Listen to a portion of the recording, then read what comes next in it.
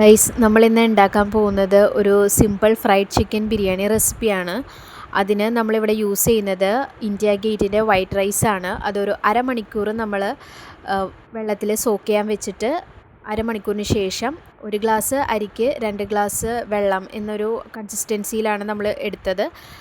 വെള്ളം തിളയ്ക്കുമ്പോൾ നമ്മൾ ഏലക്ക, പട്ട, ഗ്രാമ്പൂ, തക്കോലം, ഉപ്പ്, നെയ്യ് ഇത്രയും ഇട്ടിട്ടാണ് നമ്മൾ വെള്ളം തിളച്ച് കഴിയുമ്പോൾ അരിയിട്ട് വേവിക്കാൻ വയ്ക്കുക.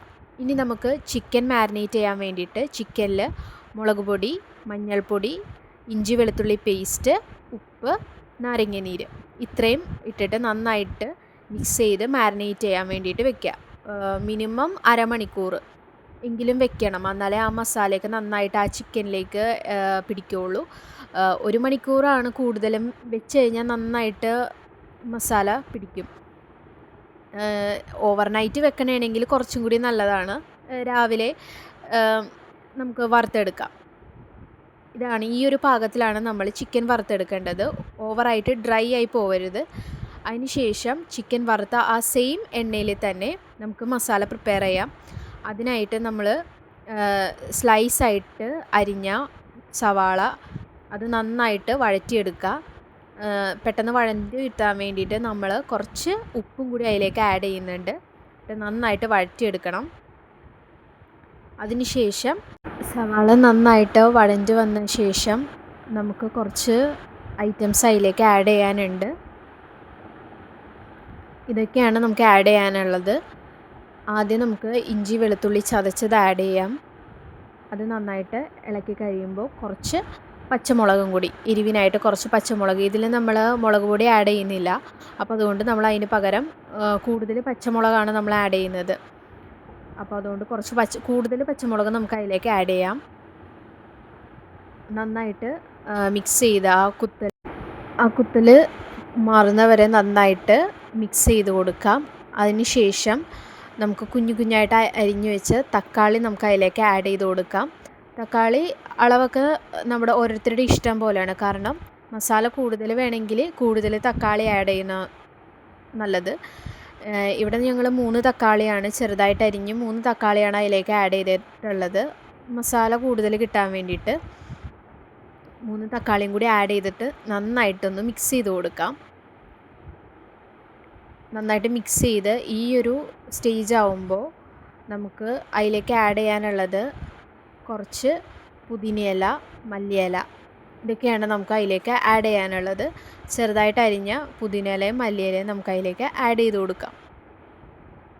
നന്നായിട്ട് മിക്സ് ചെയ്ത് ഈ ഒരു സ്റ്റേജ് ആവുമ്പോൾ നമുക്ക് കുറച്ച് ലെമൺ ജ്യൂസ്, കുറച്ച് ആ ഒരു പുളിപ്പ് കിട്ടാൻ വേണ്ടിയിട്ട് മാത്രം കുറച്ച് ലെമൺ ജ്യൂസ് അതിലേക്ക് ആഡ് ചെയ്ത് കൊടുക്കാം. അതിനുശേഷം ഗരം മസാല, കുറച്ച് ആവശ്യത്തിന് മാത്രം ഗരം മസാല, കുറച്ച് മഞ്ഞൾപ്പൊടി. മഞ്ഞൾ കൂടുതലാവരുത്, കുറച്ച് ഒഴിക്കാൻ പാടുള്ളൂ. പിന്നെ കുറച്ച് തൈരും പുളിയുള്ളതും പുളി ഇല്ലാത്തതും ഉണ്ടല്ലോ. പുളി കൂടുതലാണെങ്കിൽ കുറച്ച് ഒഴിച്ചാൽ മതി. പുളി ഇല്ലാത്തതാണെങ്കിൽ നമുക്കൊരു 2 ടീസ്പൂൺ വരെ നമുക്ക് യൂസ് ചെയ്യാവുന്നതാണ്. അങ്ങനെ നന്നായിട്ട് മിക്സ് ചെയ്ത് ഈ ഒരു പരുവാകുമ്പോൾ നമുക്ക് ഫ്രൈ ചെയ്ത് മാറ്റി വെച്ച ചിക്കനും കൂടി നമുക്ക് അതിലേക്ക് ആഡ് ചെയ്ത് കൊടുക്കാം. എന്നിട്ട് നന്നായിട്ട് മിക്സ് ചെയ്ത് ലാസ്റ്റത്തെ സ്റ്റേജ് എന്ന് പറയണത് മിക്സ് ചെയ്തൊക്കെ കഴിയുമ്പോൾ ഇതേപോലെ ഇരിക്കും. ഗ്രേവിയൊക്കെ എല്ലാം ചിക്കനിലേക്ക് പിടിച്ച് നന്നായിട്ട് മിക്സ് ചെയ്ത് കഴിയുമ്പോൾ ഇങ്ങനെ ഇരിക്കും. അതിനുശേഷം നമ്മൾ വേവിച്ച് മാറ്റി വെച്ച ബിരിയാണി നമുക്ക് ദം ചെയ്യണം. ആ റൈസ് ഫസ്റ്റ് ഇട്ട് ലെയറായിട്ട് നമ്മൾ ചെയ്യുന്നത്. സെക്കൻഡ് ലെയറിൽ നമ്മൾ മസാല, ചിക്കൻ്റെ ആ മസാല ഇടുക. 3rd layer biryani rice. പിന്നെ നമ്മൾ ഇതിൽ കുറച്ച് പൈനാപ്പിൾ എസൻസ് ആഡ് ചെയ്യുന്നുണ്ട്. ആ ഒരു ഫ്ലേവറിനും സ്മെല്ലിനും വേണ്ടിയിട്ടാണ് നമ്മളിത് യൂസ് ചെയ്തത്. ആവശ്യമുണ്ടെങ്കിൽ മാത്രം ഉപയോഗിച്ചാൽ മതി. അടുത്ത ലെയർ ചിക്കൻ ഇട്ടു, അതിന് മുകളിൽ പിന്നെയും റൈസ് ഇട്ടു. അടുത്ത ലെയറും പിന്നെയും ചിക്കൻ ഇട്ടു. പിന്നെ നമ്മൾ കുറച്ച് നെയ്യ്, ലാസ്റ്റത്തെ ലെയറിൽ കുറച്ച് നെയ്യും കൂടി ഒഴിക്കുന്നുണ്ട്. ആ നെയ്യും കൂടി ഇട്ടതിന് ശേഷം ഫുഡ് കളറ് അത് ഓരോരുത്തരുടെ ഇഷ്ടമുള്ള അനുസരിച്ച് ഫുഡ് കളർ വേണമെങ്കിൽ ഇട്ടാൽ മതി. കുറച്ച് ഫുഡ് കളർ യൂസ് ചെയ്യാം, അല്ലെങ്കിൽ കുറച്ച് മഞ്ഞൾപ്പൊടി പാലിലിട്ടിട്ട് അതൊഴിക്കാം. അതിന് ശേഷം നമുക്ക് ദം ചെയ്യാം. കുറച്ച് വെയിറ്റുള്ള ഒരു സാധനം മുകളിൽ വെച്ചിട്ട് നമുക്ക് ദം ചെയ്യാം. ദം ചെയ്തൊരു 15 മിനിറ്റിന് ശേഷം ബിരിയാണി നന്നായിട്ട് മിക്സ് ചെയ്തെടുത്താൽ നമ്മുടെ സിമ്പിളായിട്ടുള്ള ഫ്രൈഡ് ചിക്കൻ ബിരിയാണി റെഡി ആയിട്ടുണ്ട്. അതിന് ശേഷം ലാസ്റ്റാണ് ഗാർണിഷിങ് പോലെ കുറച്ച് കശുവണ്ടി കിസ്മിസും മുകളിലിട്ടിട്ടുണ്ട്. അങ്ങനെ നമ്മുടെ സിമ്പിളായിട്ടുള്ള ബിരിയാണി ഇവിടെ റെഡി ആയിട്ടുണ്ട്. വീഡിയോ ഇഷ്ടമായാൽ ലൈക്ക് ചെയ്യുക, സബ്സ്ക്രൈബ് ചെയ്യുക, സപ്പോർട്ട് ചെയ്യുക. അടുത്ത അടിപൊളി റെസിപ്പിയായിട്ട് പിന്നെ കാണാം.